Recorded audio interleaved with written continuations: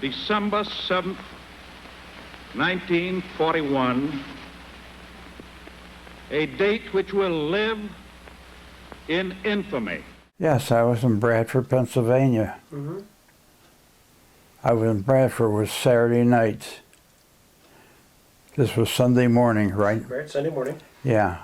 And so I was staying at a friend's house in Bradford, and the radio,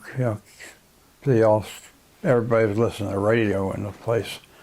And I got dressed and ran home back to Olean and to sit there and listen to the radio. I thought I would be in the Army within days. Yeah. You know? Oh, everybody hated the Japanese. There's no question about it. Well, it shook everybody up, Pearl Harbor. My father, being in the scrap business, and they told him in Buffalo that he had, of course, there was my brother and I, and he had 2 sons. He could keep one home because it's more important for the Army to furnish this much scrap as possible for fighting the war. Mm-hmm. And I didn't, I wanted to be in the Army. And so when they called, my number was called, and I went up to Buffalo and was sworn in. And when I got home and told my father, he was very unhappy. He said, "You don't have to go. You know, you didn't have to go." I said, "No, I wanted to go." I went to Gulfport Army Air Base, Gulfport, Mississippi, and supposed to be a school and train you to be a mechanic. I would say that you're either a mechanic or you're not a mechanic. You know, going to school is not going to make you. Yeah. I was a mechanic actually on fighters, P-47s, and then we got the P-51s, and that was a great airplane. My job was I had a crew of 8 men, and wherever one of our airplanes went down, we went and got it. Mm-hmm. And we'd either repair it and bring it back to Paris, or we'd salvage it and they would take it apart. They would save the parts. When it was unleashed on London, it gave no warning of its approach. You heard the explosion before you heard the sound of the missile. The results were devastating. I had this DC-3, and they wanted me to go through it completely and have it so that they could put back into service. And I was just opened the door and getting out, and Germany, of course, the Germans were sending these bombs over, and I got hit. I heard the crack, and it hit me in my legs, both legs. Oh my God. I had shrapnel, and of course went right to my knees, and it's like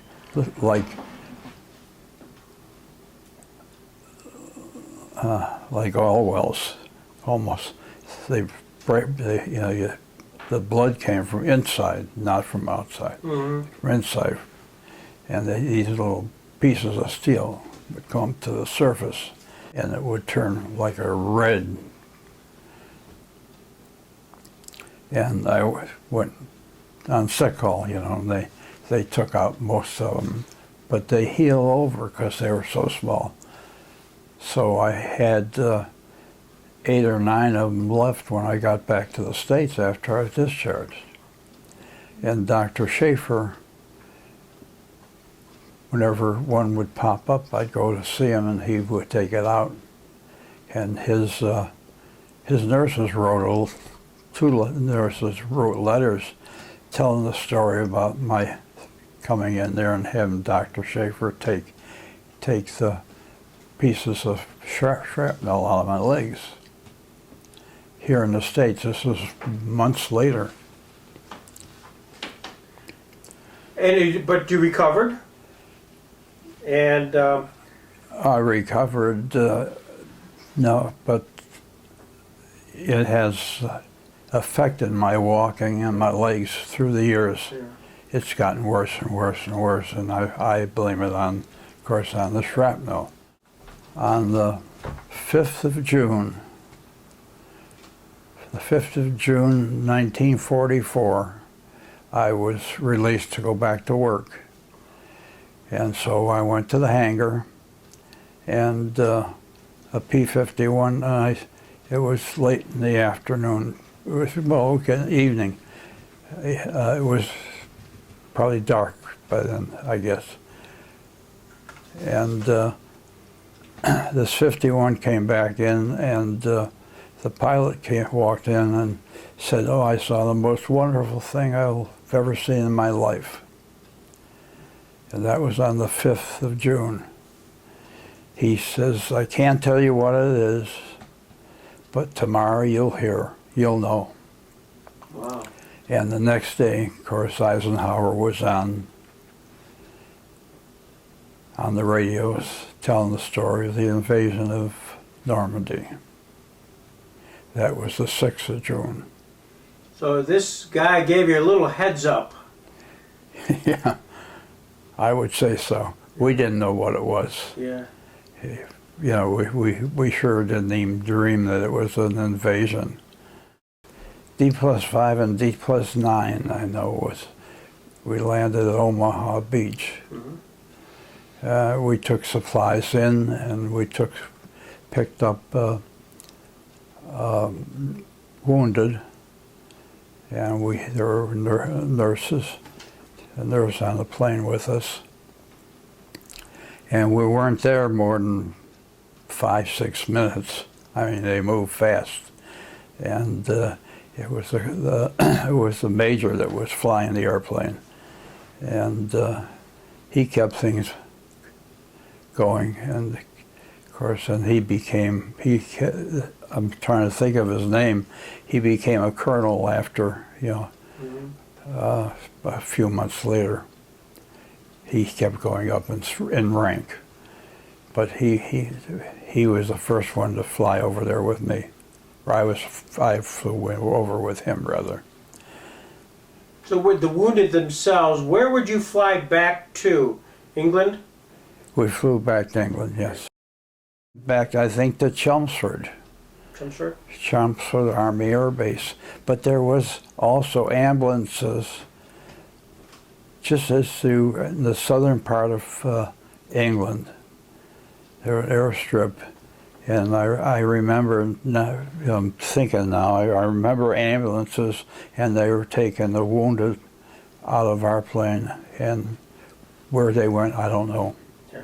Did talk to some of the fellas that were injured.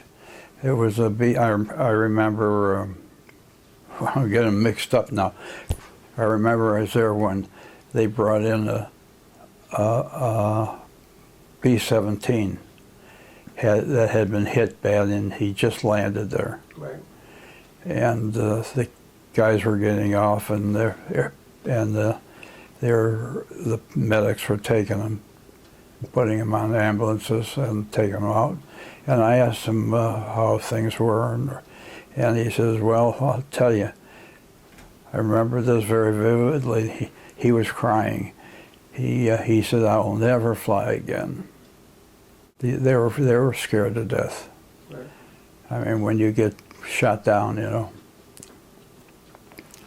I never had to experience anything like that, thank God. Yeah. And his airplane landed next to the one we were working on. And they came over and asked me if I would check his airplane over and refuel it, and he'd be back the next day. Or within 2 days, they had a meeting. And matter of fact, in this book, it tells that they had a meeting. It was I didn't realize it was six generals met at Etain off the base, Mm-hmm. and then he came back, and he was very, very, very friendly. He wasn't like General Patton, supposed to be. Yeah. He wasn't rough and guts, He was very, very apologetic for being late. He thanked us for taking care of the airplane, and then he asked me to come into the airplane, away from the other fellows. And I didn't know what he wanted, but he said, how old are you? And I said, 23. He said, my youngest son is 23. He said, would you want to join our group? He said, I can call Paris and have you in my outfit in 1 minute. And I said, what would I be doing? He said, you would fly with me and you would take care of my airplane. I said, thank you very kindly, but I have a whole crew, and we travel and we pick up and work on our own airplanes. We have to keep our airplanes in the air. I mean, this is a war we're in, so. And I said, our job is to keep these airplanes flying. And he says, I understand that. He says, I wouldn't leave my crew either. You wouldn't believe that this is General Patton. Yeah, wow. What a chance, what a great opportunity. But he had wearing his boots. He had the pearl handle pistols. And he was very, very nice to us. When we come back from a rough trip, he'd have me go into Paris and spend the night and a day in a hotel and rest up. I won't ask what you were doing all night and a day in a hotel in Paris. What a time. Yeah, it was a pleasurable time. And we had dinner and then went back to work the next day. May 8th, 1945 is declared Victory in Europe Day. In France. Was there? Yeah, the French celebrated everything. And they wouldn't go to bed. They walked the streets. FDR dead? Unthinkable. And when Roosevelt died, I remember that very vividly. It was, the people were crying in the streets, walking and crying and walking and crying. Thousands of people walking through the parks in Paris, and because of Roosevelt's death. What was the feeling within the troops themselves? You had known nobody else other than President Roosevelt. Was there a talk among the troops as to what impact that might have?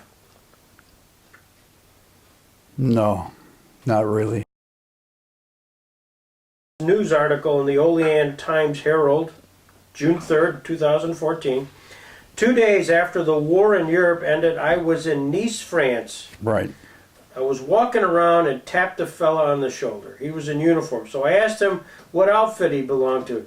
He looked at me and said, We were going through a revolving door in the hotel when I saw the tank destroyer patch on his shoulder, and I tapped him. And he looked at me, and I asked him what outfit he belonged to. And he looked at me, he said, you're my brother. And of course he walked from Normandy to Germany. And he weighed about 110 pounds at that time when I saw him. That's why I didn't recognize him. He weighed 160 pounds when I last saw him. so what'd you feel like? My gosh, there's your brother Oscar. I was thrilled. Yeah. Did you cry?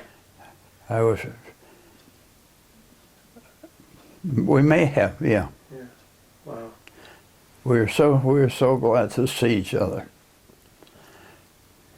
because I wasn't sure that I'd ever see him again.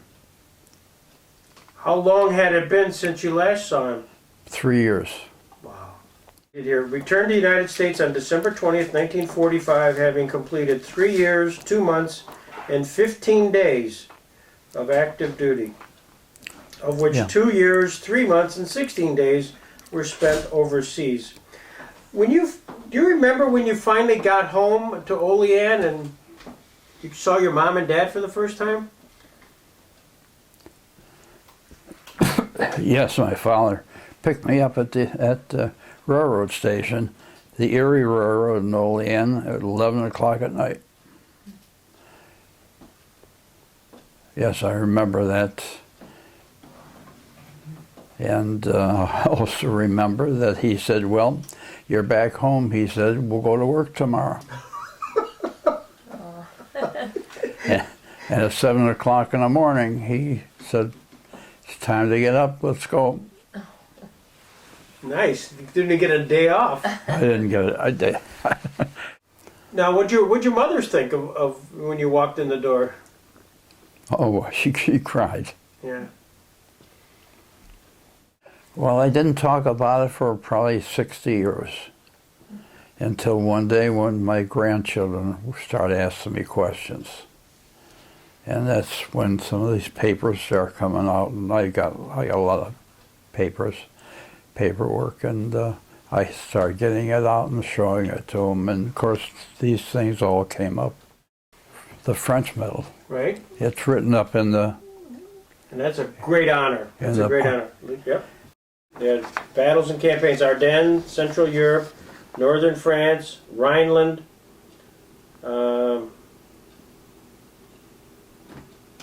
European, African, Middle Eastern Service Medal, Good Conduct Medal, World War II Victory Medal. Grandchildren talk to you and they ask you about the war. What's the message you give to your grandchildren?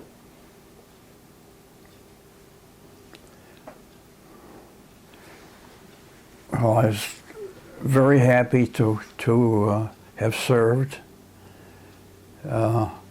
If I had to do it over again, yes, I would go back. I think it was an honor to serve your country, and the things that I did over there, what I did what I was supposed to do. I'm not bragging about anything that I did. I just did what my job was.